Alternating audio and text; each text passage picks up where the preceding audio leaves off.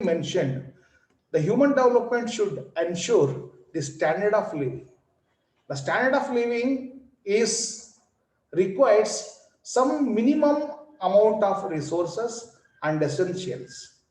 Without these resources and essentials, you can call it by in terms of financial resources, or you can call it by the economic resources, or you can call it by the in terms of money. So you require little amount of money to lead the standard of life. You require minimum of goods and services to have a standard life.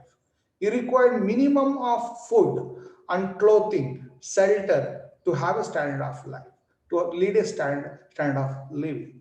So therefore, there is a minimum requirement to lead a standard life, and that if a person doesn't having that minimum threshold, then he will be, and that state will be, that community will be called as a poor person, poor community, poor state, something like that.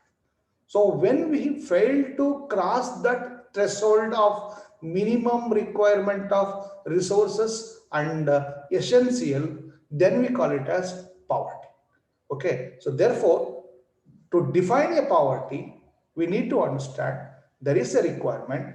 If that requirement is not met, then we treat that person, community, or the society, or the state, or the nation as poor. So this is the general definition. But World Bank has given a different kind of definition for the poverty. It has categorized the poverty into three types. One is extreme poverty, another one is higher level poverty, and then lower level poverty. To consider a person as a poor under the extreme poverty, he should be have $1.9 per day. That is the threshold. If a person is incapable of having $1.9, meaning almost 140-50 rupees in Indian rupee terms, $1.9. If a person having less than $1.9, then we treat him as a extreme poverty person, a person with extreme poverty. So that is extreme poverty. In the world, there are 9.2% of the people, meaning almost 90 billion of people are living in extreme poverty. Out of 700 crores, out of 700 crore, 9%, meaning almost 10%, on 10%. So therefore, what do you call, 10% means almost 100 crore, or otherwise 70 crore Millions. people are living in extreme poverty. So that is the status.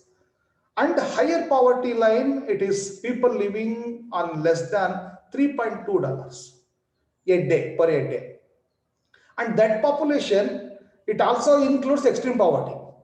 Higher poverty also includes extreme poverty. The people who are not having 1.9, they will also not having 3.2. So therefore, it includes extreme poverty also. Higher poverty line will also include extreme poverty, and that population, it comes around 24%. Okay. And then lower poverty line, the threshold is $5.5, and it includes both extreme poverty as well as the higher poverty, and that percentage is 43. The minimum of $5.5, if a person assumes that it's almost 500 rupees per day. So if you want to lead a standard of living, according to United Nations definition, a person has to have minimum of 500 rupees or $5.5 per day. This is the minimum requirement to lead a standard of life. Otherwise, people will be treated as poor. Right? So here, let me tell you one more thing. There are three types of poverties here. Extreme poverty, and then generally we call poverty. Higher poverty is a general poverty, and then people living with standard and without standard. If you want to have a dignified life, so I'm talking about dignified, standard life. To lead a dignified and standard life, you have to have a minimum of $5.5. That population is 43.6. Meaning, out of your 700 crore people, 44% of the people are living without any dignity in their life. It's by definition given by the United Nations. It is not mine. So there's one more kind of the definition which is given by the Planning Commission of India in 1972. If a person is not capable of having 2,100 calories in urban area and 2,400 calories in rural area, he and she will be treated as poor. This is another definition. Nowadays, we have other definitions called multidimensional definitions. The previous definitions you can see as the pure economic definitions or the pure requirement, physical requirement definitions. But this multidimensional poverty definition, which is largely discussed in recent years, it includes socio-political and the environmental issues into the poverty, because poverty is directly linked with development. Poverty is directly linked with sustainable development. People will also argue that the poverty will have negative implications on the sustainable development. So therefore, the multidimensional poverty is explains a different variety, has given a different dimension to the power understanding of the poverty. And then we also discuss about the absolute poverty and relative poverty. So what are all the things I have explained? That is $1.9, 3.2, 5.0, requirement of 2,400 and 2,100 calories. They're all absolute poverty based on the requirement. This relative definition, relative poverty, it is the poverty comparing with others. Okay, how a person is poor compared to other persons. For calculating this, we use, if in a country like India assumes that the per capita income is 1 lakh rupees, and the standard deviation in that, the deviation in that 1 lakh rupees is around 40,000 rupees, then if a person is not having 60,000 rupees per year, will be treated as poor. And that portion is very huge than 43%. It will be around 60 to 17% across the world. That means in terms of relative poverty, meaning average per capita and minus one standard deviation. The one standard deviation is 40,000 rupees. Just I am giving the figures. Okay, one standard deviation is 40,000 rupees. Average income is, per capita income is 1 lakh. Or you can take it as actual per capita income of India. It is 1,50,000 rupees, around 1,50,000 rupees. If a person is not capable of earning 1,10,000 rupees, he will be under poverty in terms of relative poverty. So that person is relatively poor in India. A person is not having 1 lakh, not incapable of earning. It is earning 1,10,000 rupees in a year will be treated as a relative poor in India. Okay, any persons.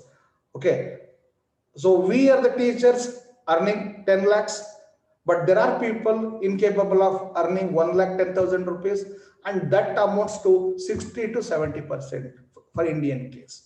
Okay. And there are studies conducted in India and abroad. As per the methodology of the Suresh Tendolkar, it was one of the committee constituted by Government of India. The population below the poverty line in India was 354 million. Million means 10 lakhs. Okay, that means 35 crore people are almost 30% of the people. 30% of the people in India are living below the poverty line in 2009 and 10, and it was 269 almost 27 crore people, meaning 22% of the population during 2011 and 12. According to the Tendulkar committee, they were all poor. In 2014, Rangarajan committee was constituted, and it was said below the poverty line, the population below the poverty line was 544. You can see the number of people have increased.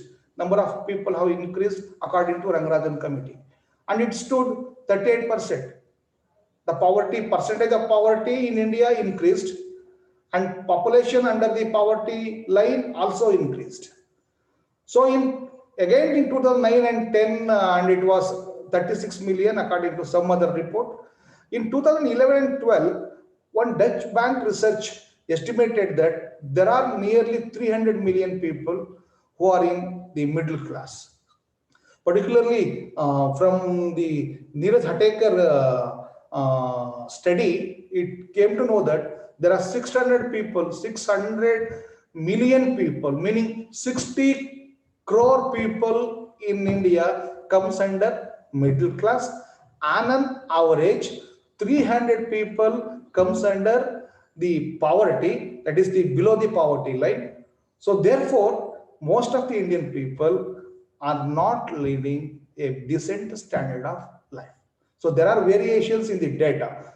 Based on the methodology used, there are variations. When we take into consideration of all the studies and all the reports, we can conclude that on an average, 600 people, meaning 60 crore people are living in middle income groups, and 300 million people are living in poverty, less than the $1.9, something like this, or the less than the calories required to lead a life. 300 million people, it comes around 900 million, meaning 90 crore people of India are not leading a decent standard of life. So the decent standard of life is also known as a dignified life. So that is the severity of the problem. The poverty exists in India. Why poverty in the world? Okay, you may ask me the question, why the poverty? As I already told, there are historical reasons and there are proved reasons. I'm going to talk about the proved reasons. E.F. Schumacher. E.F. Schumacher is one of the economists who has analyzed the poverty and inequality issues in a large scale, and he has come out with a simple argument saying that there are countries having more resources, more opportunities. There are countries having less resources and less opportunities. There are countries which are more efficient in use of resources. There are countries which are less efficient or more efficient in use of resources and opportunities. So there are four categories now. There are countries having resources and using them efficiently. Number one. There are countries having resources, more resources, using with less efficiency. There are countries having less resources but using those resources very efficiently. And there are countries having very less resources and using them very inefficiently. Okay, so the countries which are having resources and not using efficiently, they will also have the chance of getting into the poor country, and the countries which are having very less amount of resources and very inefficiently using, they will also be chance of becoming poor. So therefore, the countries which have more resources using efficiently will be having the chance of becoming the developed country. The countries which are having less resources, but more efficiently being used these resources, are having the chance of becoming developing country or developed country. The countries which are having more resources but inefficiently used, they may be the developing countries. The countries which are having the less resources and less efficiently or inefficiently used, they are all the chances of having becoming the poor countries. I can give the example for these. America, you take America, European countries having more resources, used efficiently, become the rich countries. Second one, less resources, more efficiently. South Korea, Japan, having very less resources, but used very efficiently, they also become rich countries or developing countries. For example, even the Malaysia, even in the case of Thailand, it's also becoming one of the tigers of Asia. Okay, and the countries like Saudi Arabia and these Middle East countries, they're having rich oil resources, but very inefficiently they have used. They're also developing countries. They're all not developed countries. And countries, South Asian countries and African countries and Sub-Sahara African countries, Sub-Sahara African countries are having more resources, but used very inefficiently, they become poor.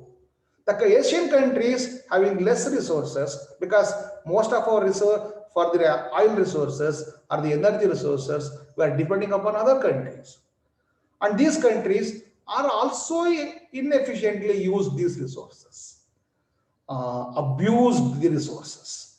They have become poor countries. So these are all the reasons. These are all the factual reasons for the poverty particularly in India.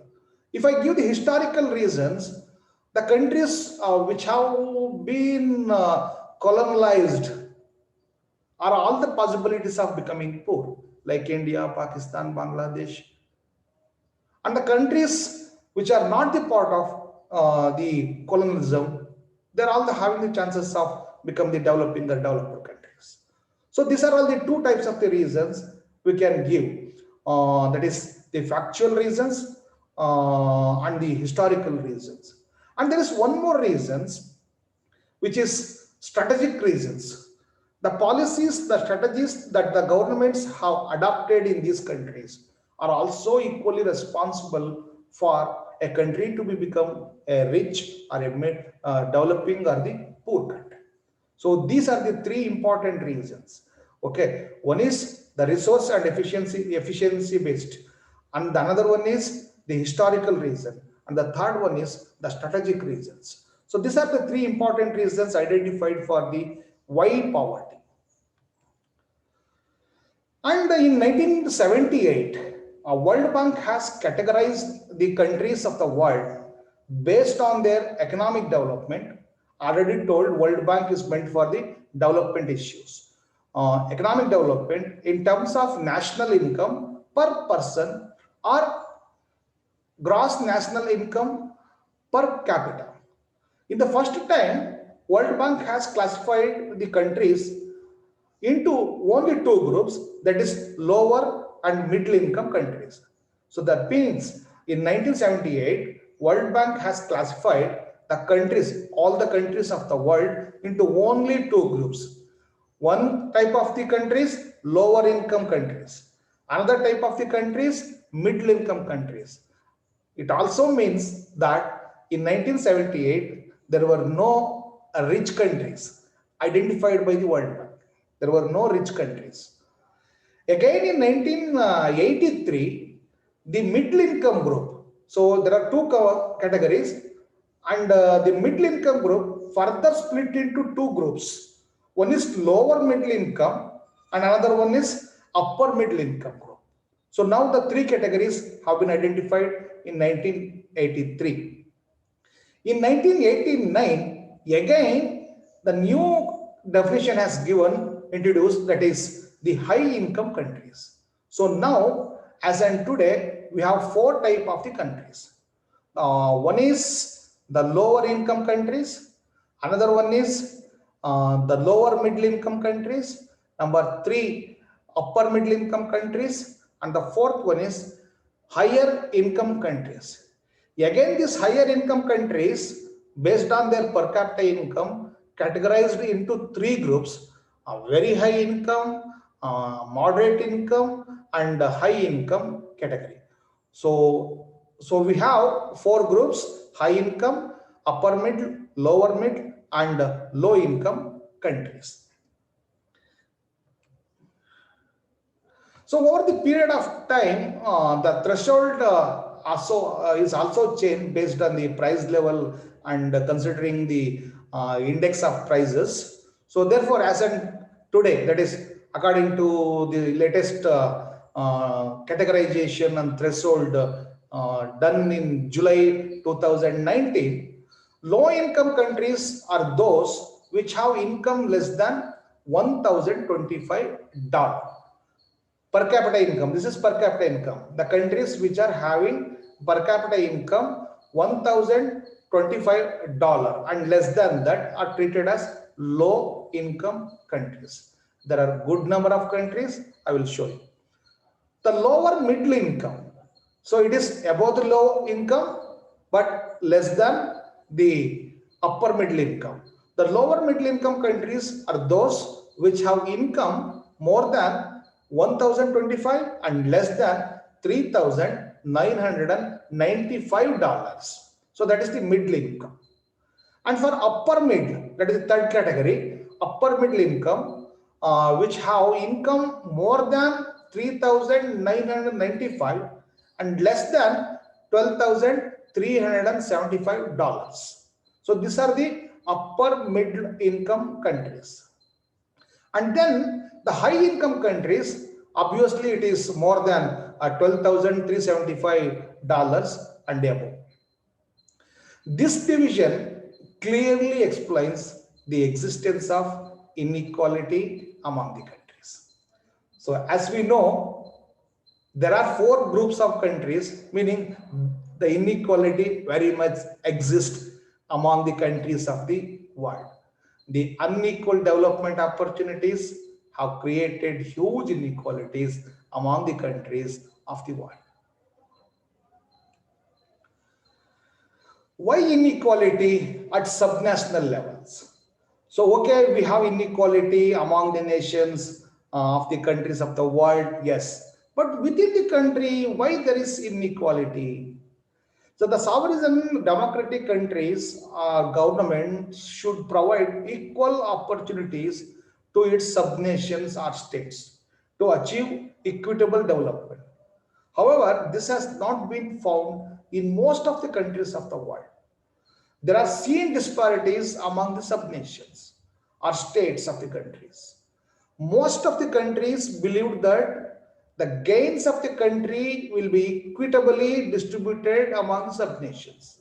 So there is a theory called the trickle-down effect theory, and that trickle-down effect is not realized in many countries. For example, if India achieved the development, that development will be equally distributed among all the states of India.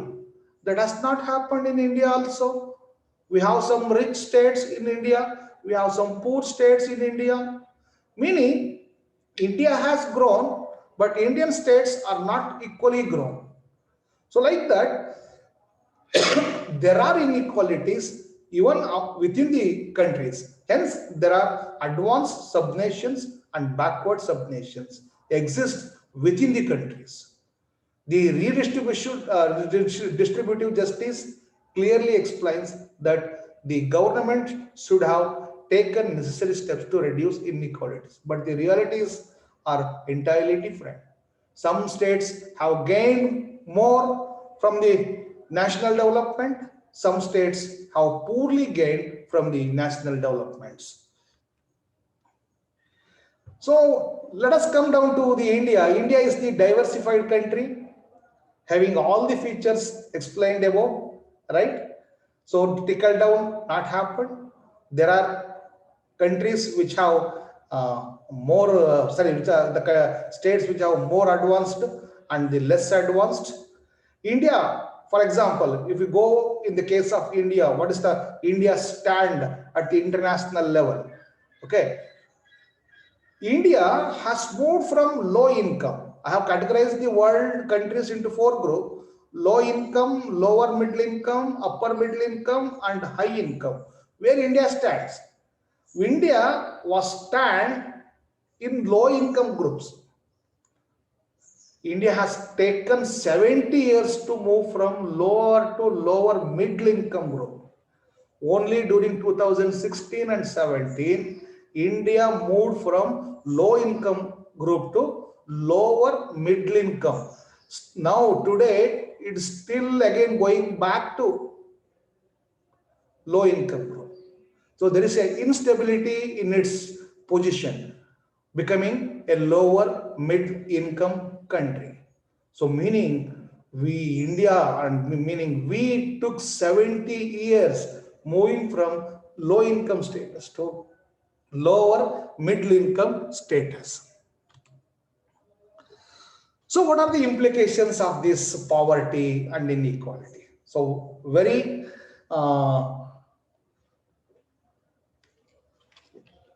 there are very pertaining issues. I'm not getting into all those issues. I'm going with a very few issues, some few implications. The very first one is, whenever you talk about inequality, that explains there are divisions. That explains there is existence of poverty. So therefore, poverty and inequality always exist together. If there is a rich man, there will be a poor man. If there is a poor man, there is no guarantee that there will be a rich man. Whenever you talk about there is a rich man, there will be a poor man, because one has largely used the opportunities and largely used the resources. One has denied to use the resources and opportunities. So therefore, poverty and inequalities will always exist together. And then what happens? What is its implications? Assumes that there's a poor person, a poor family, a poor state. It cannot give good education to its children, its people, to enlarging the choices. When will we have more choices? For example, you are all becoming the professors. How you have become the professors? Your parents, your states, your governments have given the education to you people. Is all the people have got these kind of opportunities? So when they are denied to have, there may be a lot of reasons for denying the opportunity of having the education, but one of the reason and pertaining reason is poverty and inequality. Because of poverty, because of inequality, someone got the opportunity to get the education and his choices are enlarged. He can become the officer, he can become the teacher, he can become anything. He can become a businessman or a statesperson, whatever you want to, because he's having education. So when you are denied for this education, you are also denied for the choices, opportunities.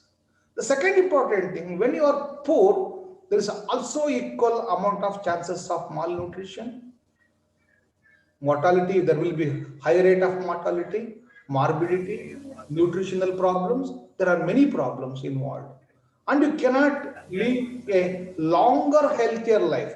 You may be live long, but you are not healthier. You are involved with many problems. So the poverty is also contribute for the poor health status of the people.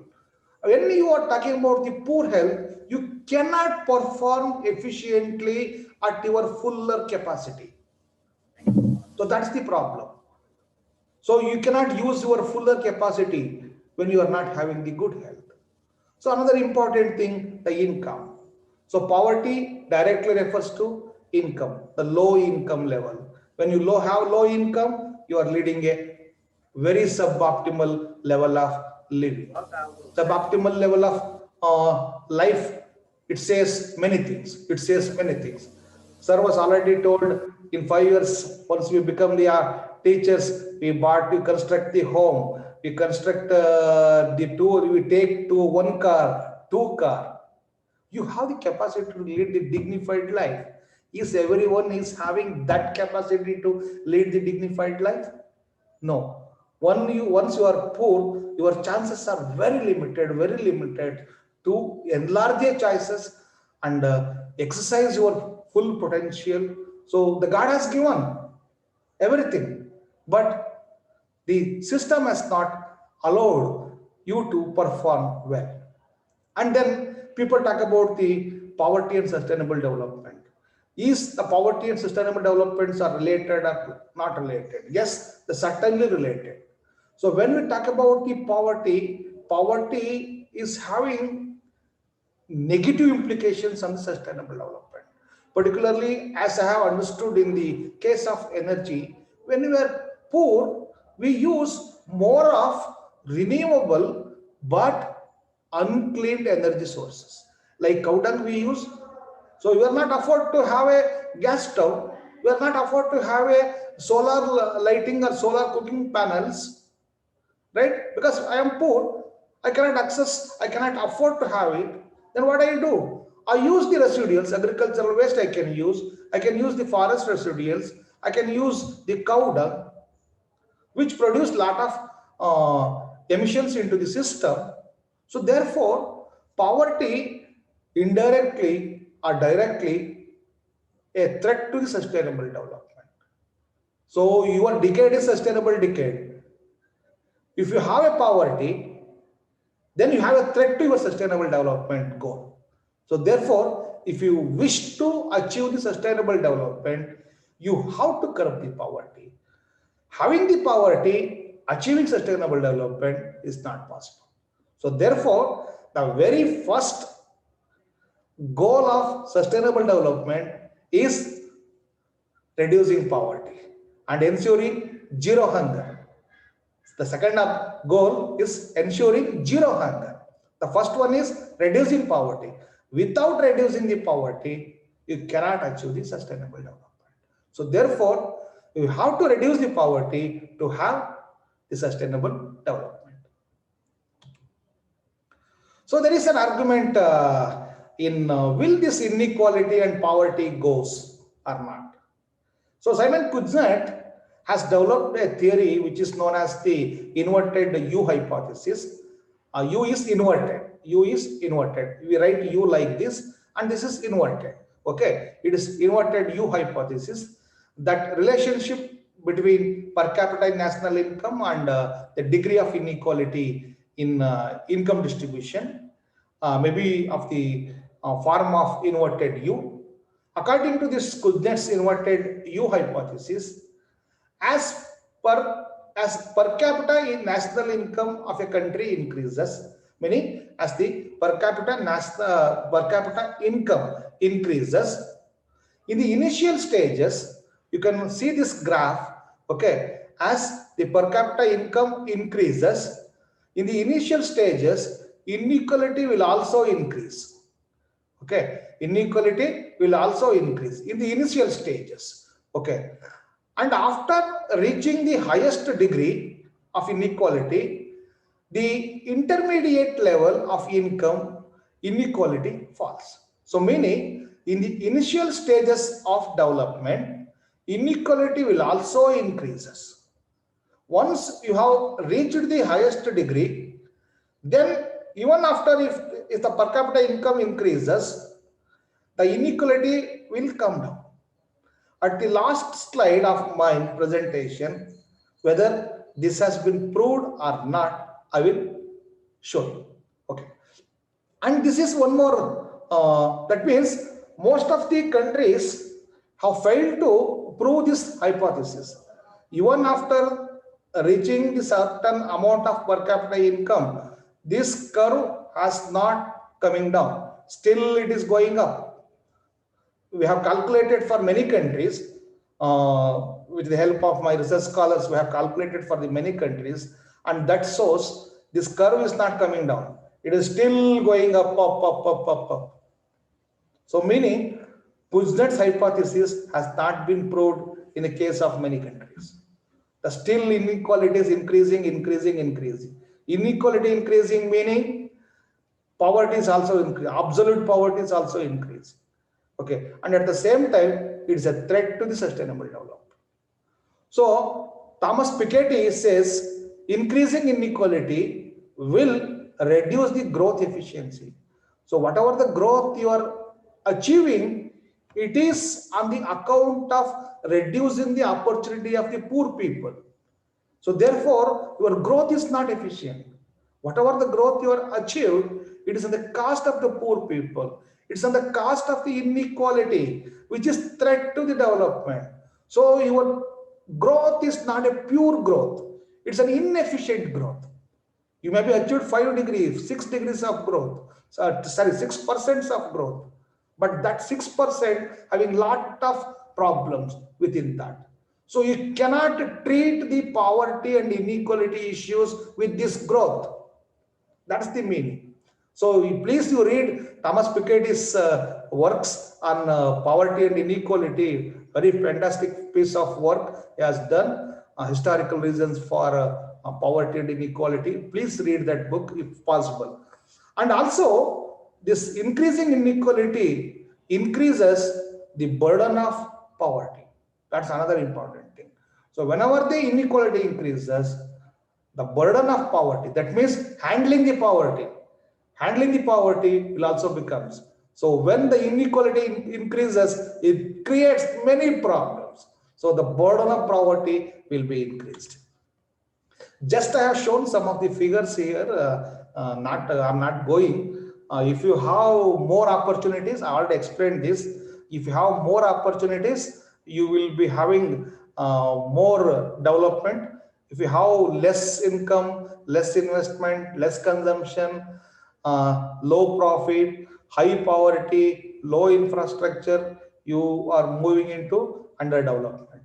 High income, high investment, high consumption, higher profit, low poverty, high infrastructure, and you are moving into developed economy. So there are two distinctions here. That's why I have given this slide. So when you have less income, you are incapable of using an efficient modern tool or technology for the sustainable development. When you have the income, you are capable of using a modern, efficient tool for the development. So there are two different sets of structures of the economies. One is a poorly performing, inefficient, because in India we cannot all of a sudden convert all the railway connections into the electric connections and all the roads into a highways. It is not possible because of our lack of money. Where our current, sorry, our deficits are increasingly going. India's this debt burden is increasing. We are already crossed 1 lakh, 2 lakh crores. 1 lakh, 2 lakh crores of debt we have in India. How long we can go and borrow the money and spend on the development issues? It's impossible. Our deficits are extremely increasing. So therefore, the countries like India, developing countries, are losing their development potentials. What I mean to say, India, like in developing countries, were having a little opportunities to become developing or developed. So you might have heard the concept called demographic dividend. We have failed to get this demographic dividend because of we are not having sufficient money or income to invest and harvest these benefits. So that's the situation we are having. And these are the two different processes. The same things I have given in a different way. And here I am showing you the level of GDP of the, I have told you, lower income countries. You can see here, the GDP is missing here. The GDP is almost missing here, very not seeing. And the lower to lower middle income. So I have calculated these values by using the World Bank data, considering taking the data from 1987 to 2017. From taking the data from 1987 to 2017, I have calculated whether a country in 1987, was it in lower group or low middle income upper middle income, or high income. What was the position of a country in 1987? Whether the country has moved from its level to another level. Meaning like India in 75 years, in 70 years, it has moved from low income to lower middle income. But there are countries, they were in lower income group, still they are in lower income group. There are countries were in lower income, still they are are in lower income groups. But there are countries moved from lower to lower middle income. And there are countries from lower middle income to being in the same group, lower middle income. They were in lower middle income group, still they are in the lower middle income group. And there are countries, they were in the lower middle income and moved to upper middle. So there are countries in 1987 were in upper middle income, they have remained in the same group, upper middle income. And there are countries moved from these groups to higher income groups 1, higher income group 2, and higher income group 3. And there are large number of countries moved from upper middle income group to high income groups. Now you can see what is the share of their GDP in the world GDP. Look at here. These high income countries are having a huge spike. Even in terms of per capita income, you can see high income countries and upper middle income countries are having a huge per capita income. Their income, you cannot compare the per capita income of 1,000 with the higher income group. Right. So the lower income category, the threshold is $1,025. You cannot compare with this 12,000 and above. Okay, 12,000 and above per capita income. You cannot compare. So I have shown this some of the countries for the lower income countries, how they are moving from 1987 to 2017, how they are moving. So they were low income, low GDP, slowly they are moving. Okay, per capita is also moving. I'll come down. I will discuss that later, little later. And these are the lower to lower middle income. And this is lower middle to lower middle, remain in the same group. This is also per capita income, lower middle to lower middle income. And this is lower middle to upper middle. They are moving. Lower middle to upper middle. And these are the countries from upper to upper, remain in the same. Per capita income, they remain in the same, upper middle income to upper middle income. And high income to the same high income group 1. So now come down here. So I have taken some of the countries for which the comparable data is available. I have not taken all the countries of the world, just to explain what are the countries are in low income groups, lower middle income, upper middle income, and high income groups. So look at these countries, Nepal, Benin, Togo, Zimbabwe.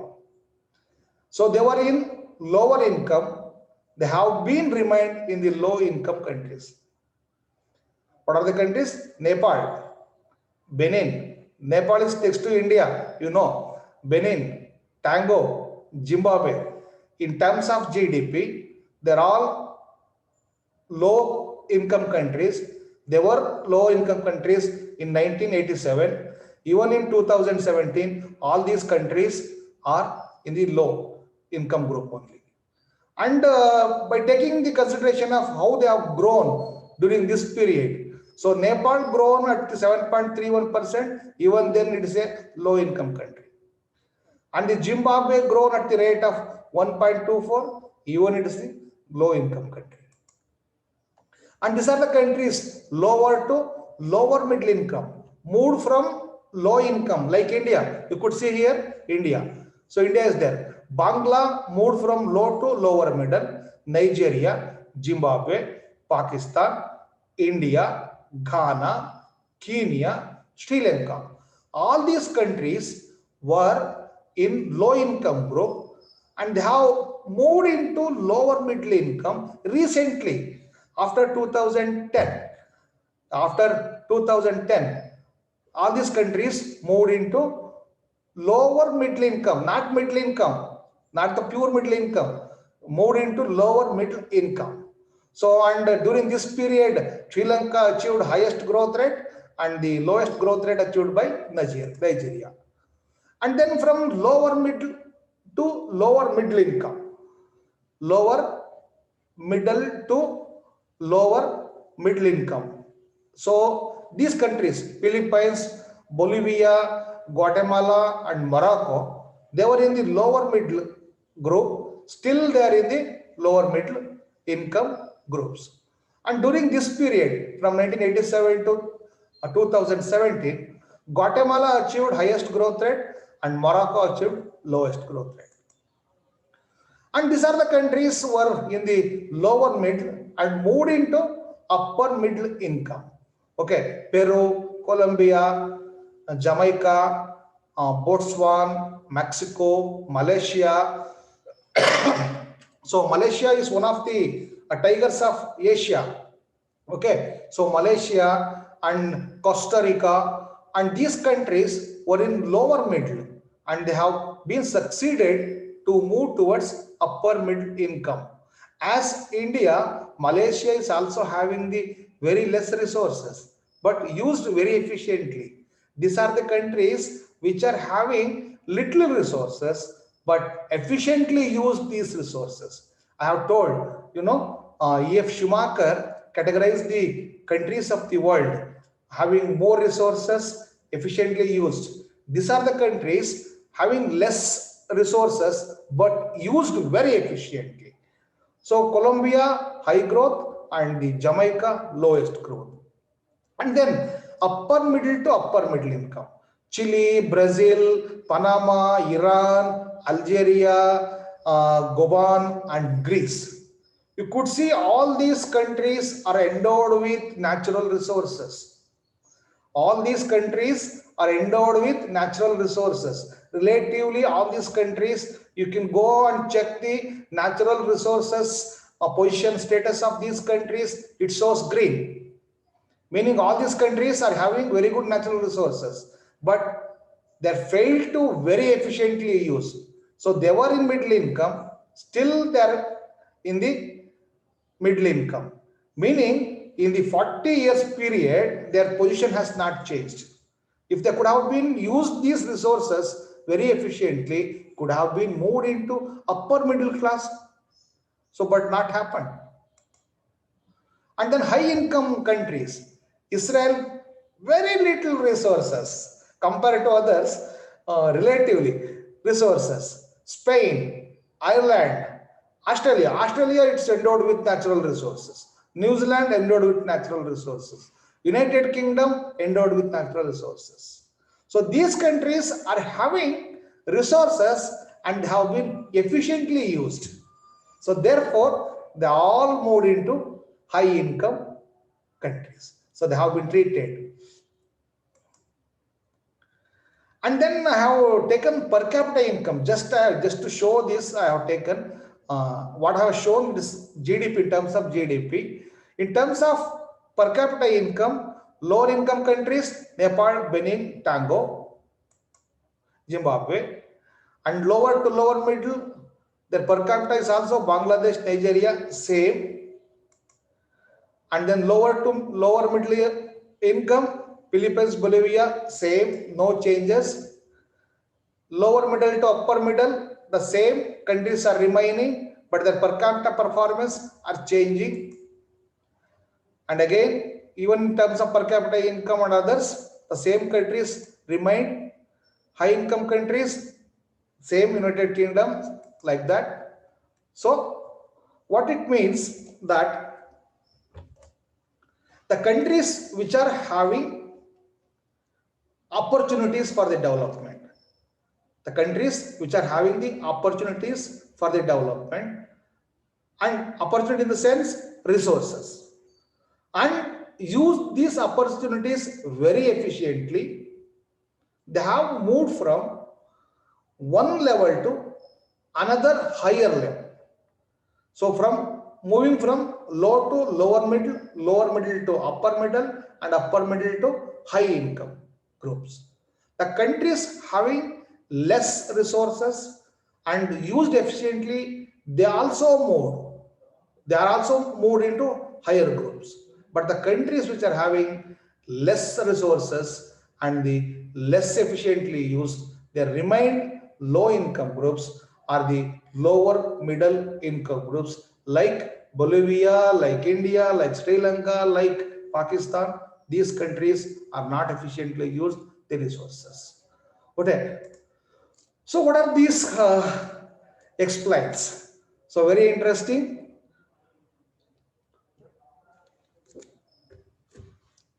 How much time I have?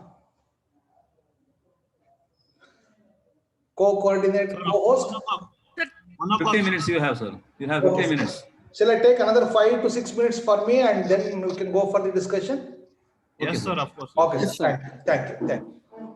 So, okay, some concluding remarks. Out of the readings, I have taken all these things. In 2018, 4 out of 5 people below the international poverty line lived in rural areas. Some interesting facts I am telling you, sharing with you. Half of the poor are children. So out of 100, 50% of the poor are children, meaning they have nutritional problems, malnutritional problems, and other type of the problems. There is a high chances of child mortality. So that's the problem. And very interestingly, women represents a majority of the poor in most of the regions among the same age group.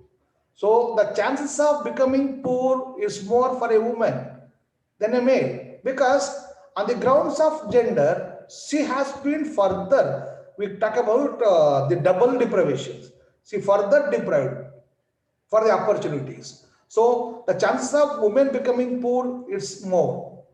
About 70% of the global poor aged 15 and over have no schooling. I already discussed.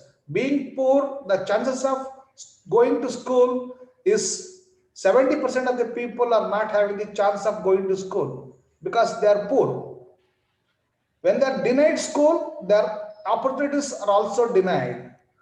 Almost half of the poor people in sub-Sahara Africa live in just a 5 countries.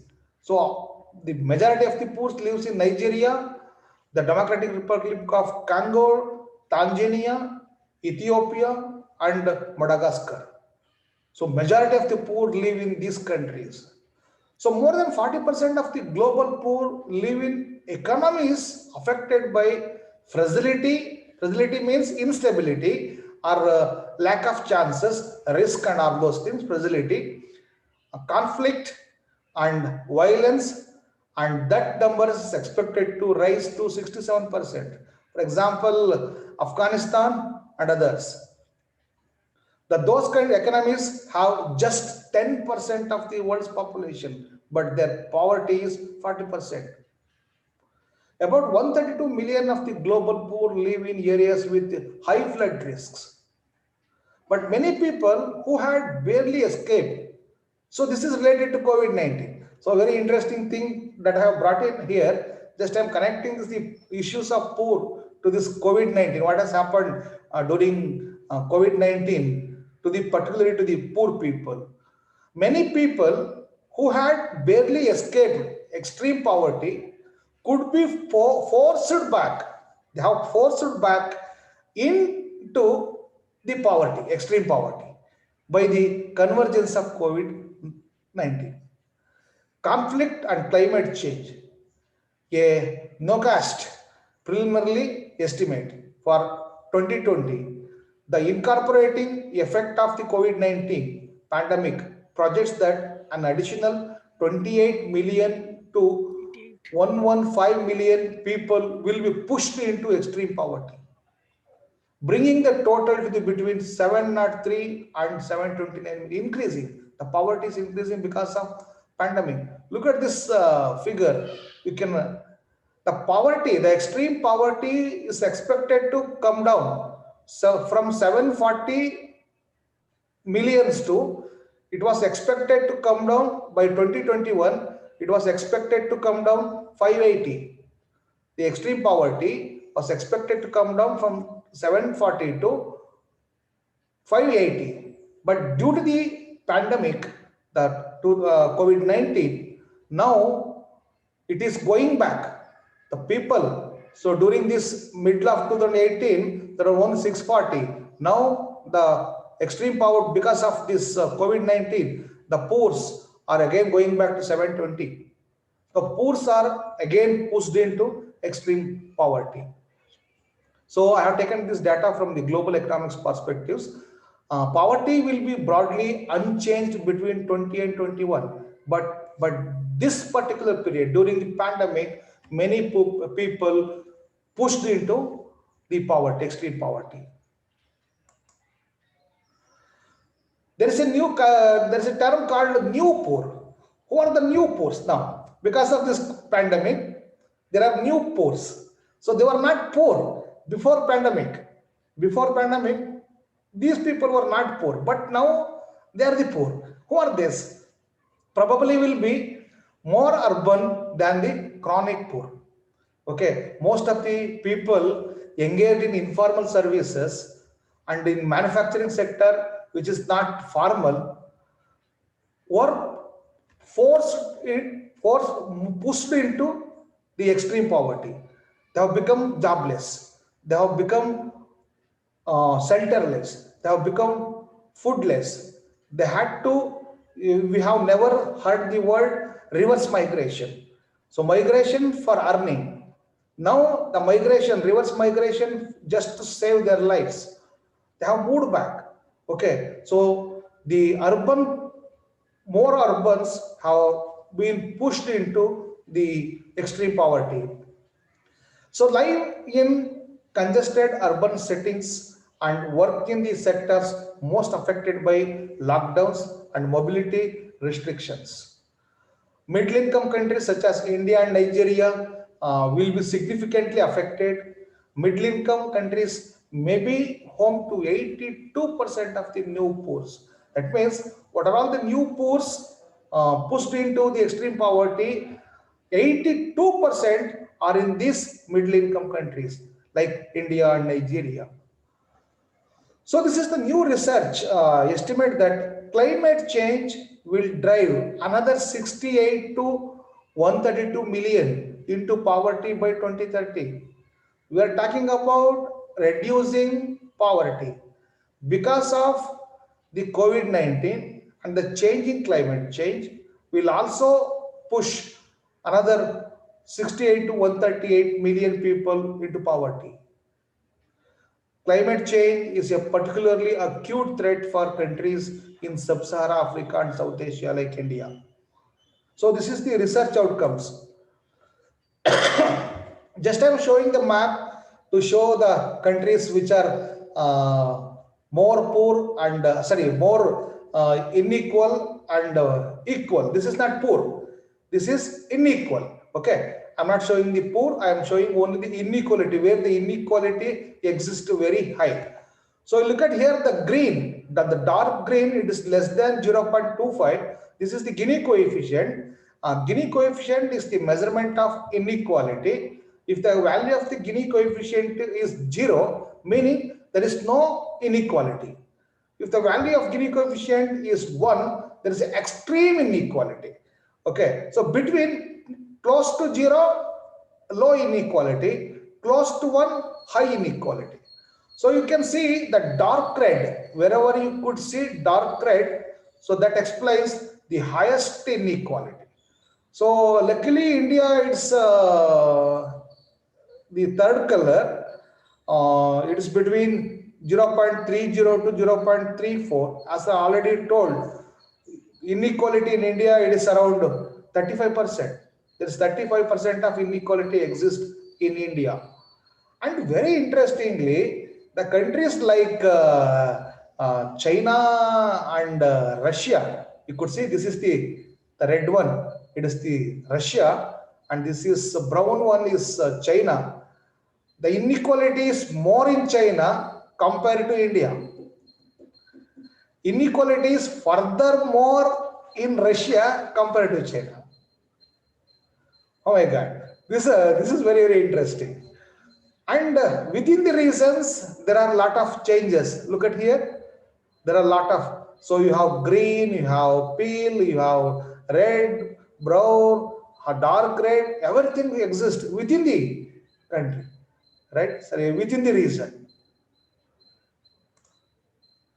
So see the Indian position in terms of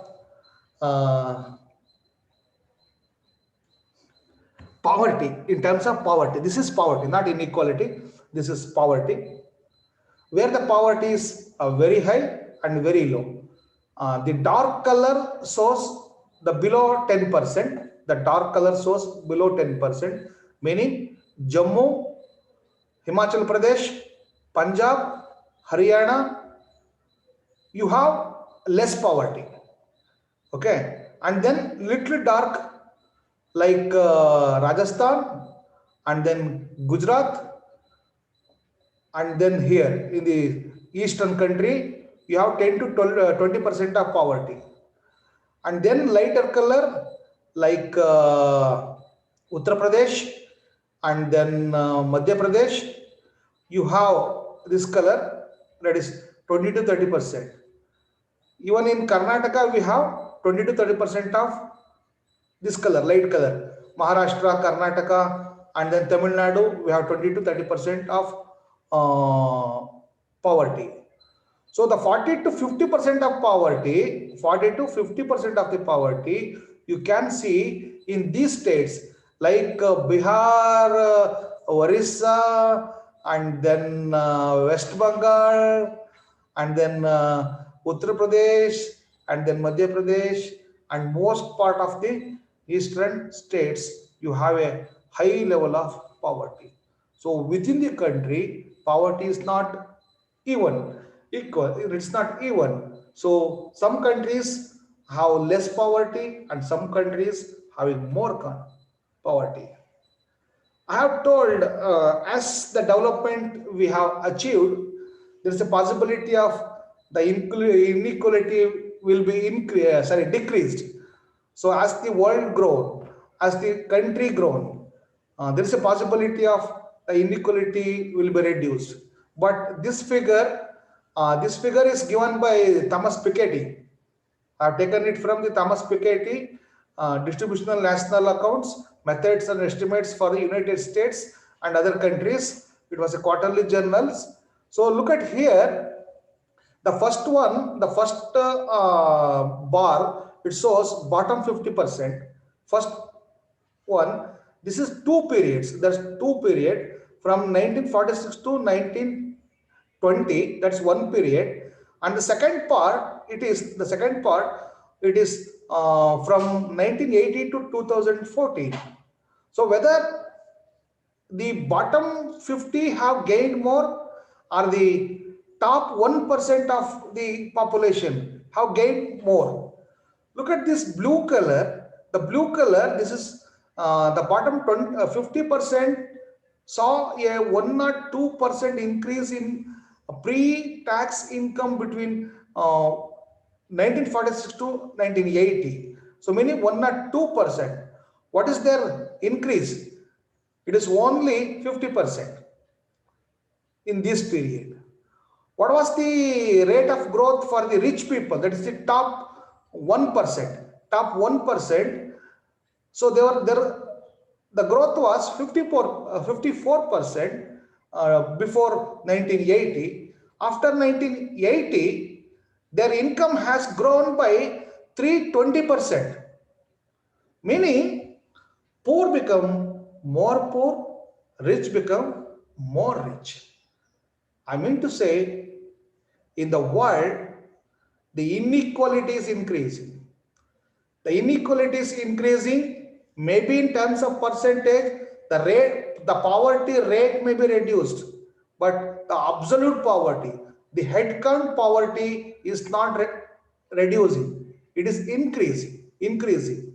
So therefore, Development for whom? We are achieving development for whom? For rich or the poor? The Indian GDP in terms of PPP, it is $3.1 trillion. India stands third place, third to fifth place. In terms of dollar, India's position in terms of GDP, it is fifth place. But in terms of PPP, that is purchasing power parity, India stands in the third place with 3.1 trillion dollars of PPP. So we are also the third biggest economy in the world. Is equitably distributed among the people of India. So India is becoming rich, but all very few Indians are becoming rich. India is not becoming rich. Only few Indians are becoming rich. And it is also contributing for the not contributing for the people like poor, meaning the development prospects and the fruits of the Indian growth is not trickling down equitably to all the states and all the sections of the people and all the communities of the people. So therefore, India is not efficiently moving towards the sustainable development. I stop at this point. If you have any doubt, I am happy to discuss with you. Thank you, friends, for Okay, thank you, sir. listening and given me this much of time to discuss with you people. That too, the learned teachers. Thank you. So, sir, thank you. My one query regarding equality distributed, there is socialist country or capitalist country.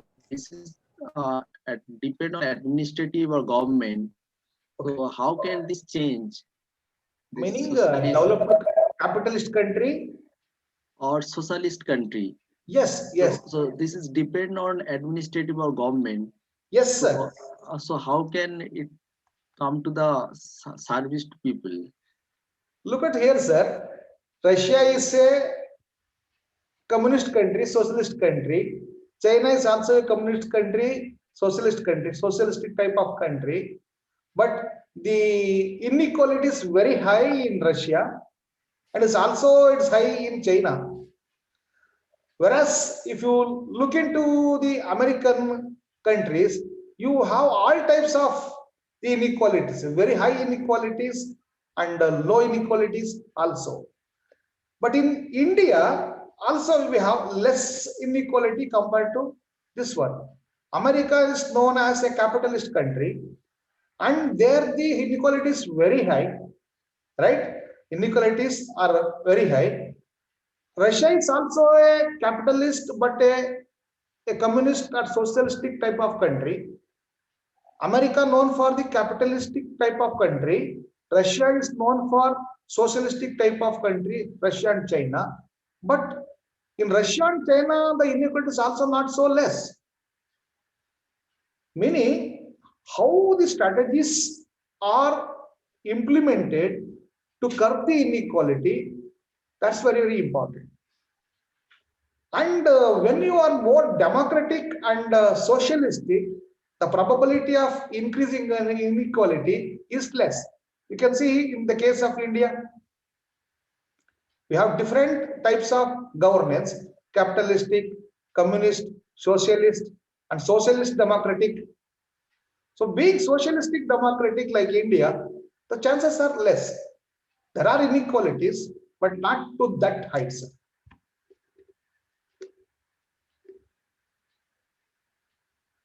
Yes, sir, I have got your point. Thank you. Thank you, sir.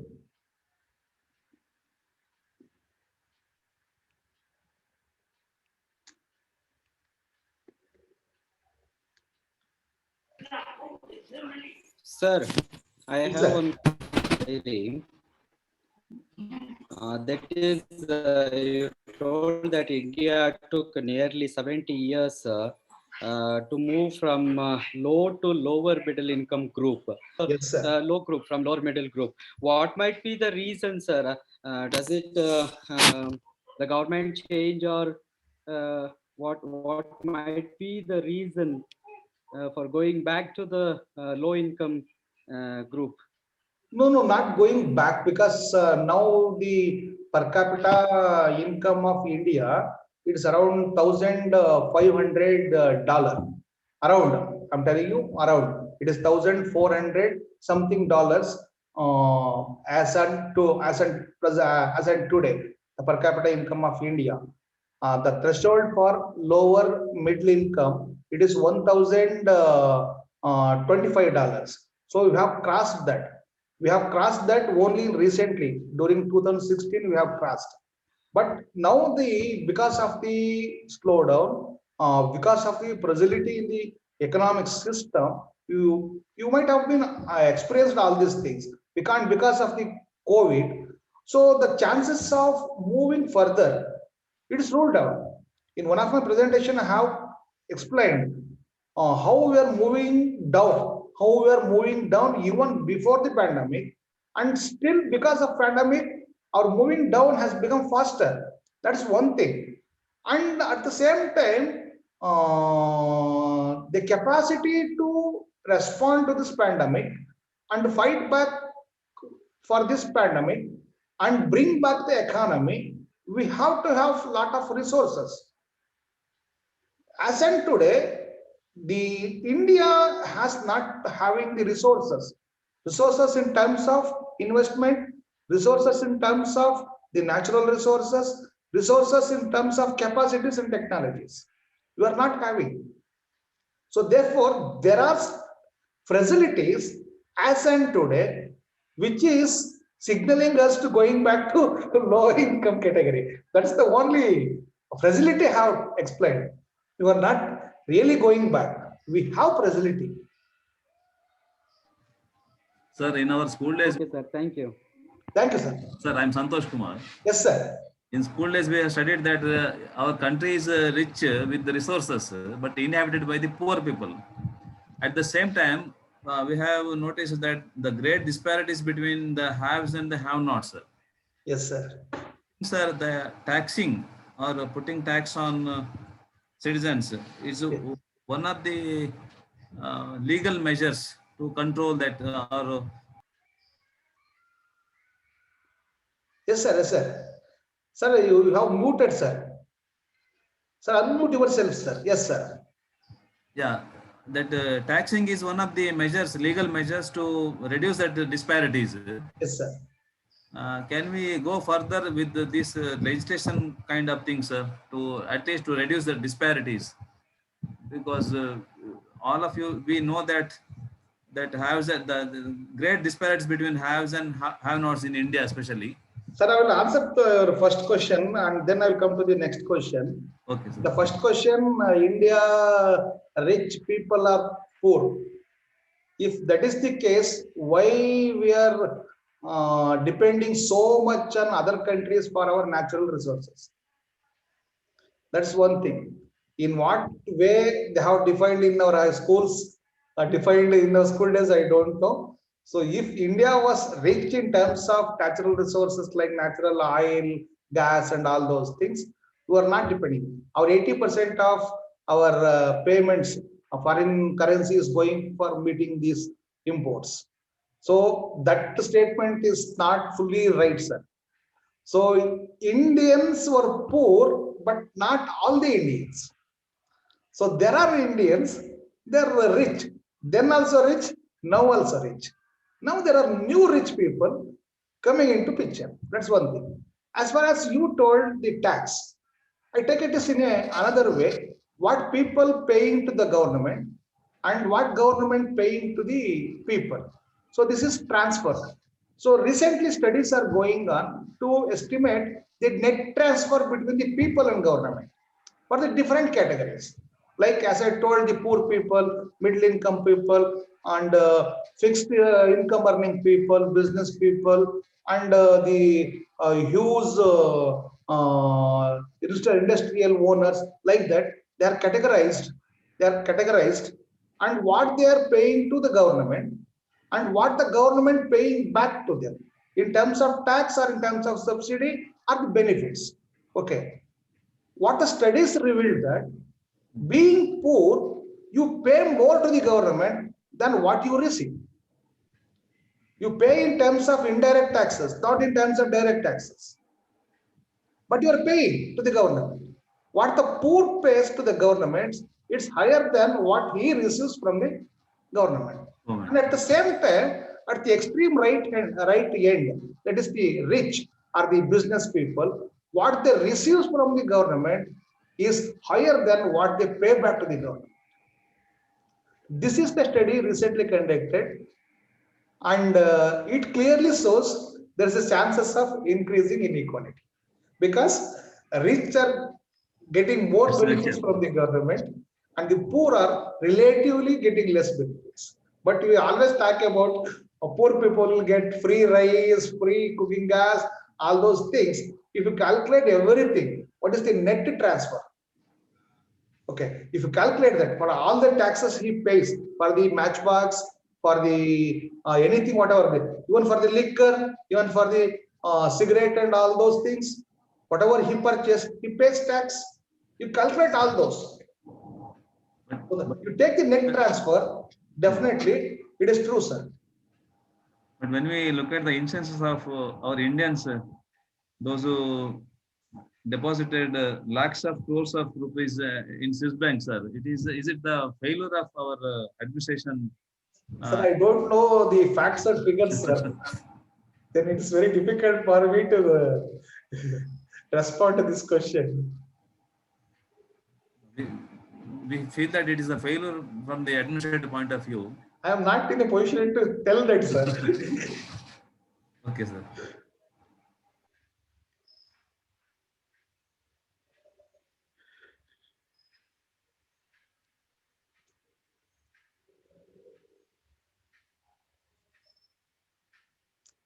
Are there any questions?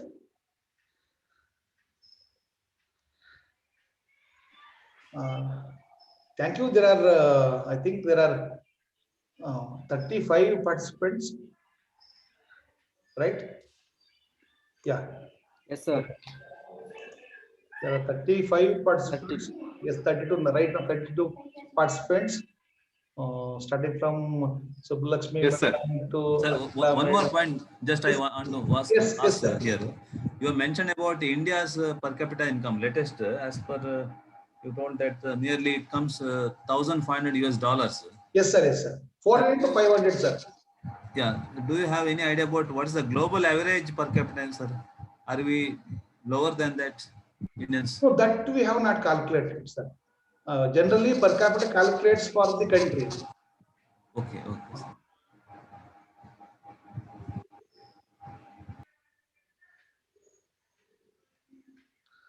Drupati madam, shall I hand it over this to you? So since you are the co-host, thank you participants. Sorry, I cannot say all the names. Some of the, I have seen all the faces. I can definitely say I've seen all the faces because I scrolled all the times and seen all the faces. And there was very good response from your side also. I was watching when I was discussing the issues. You all very interestingly participated. Hope I have not disappointed your expectations, and contributed little to your stock of knowledge. All the best for your academics and future research. Do research because we're all teachers. We need to do. All the best, friends. Thank you. Thank you. Thank you, sir. Thank you, sir. Thank you, sir. Thank you, sir. Thank you, sir. Yeah. My dear co-participants, so I have privilege in delivering a vote of thanks to Dr. Premakumara GS, Professor of Economics, MV, PG Center, University of Mysore, Mandya. So starting from the meaning of poverty So he explained and gave us enormous amount of information regarding the two topics which he addressed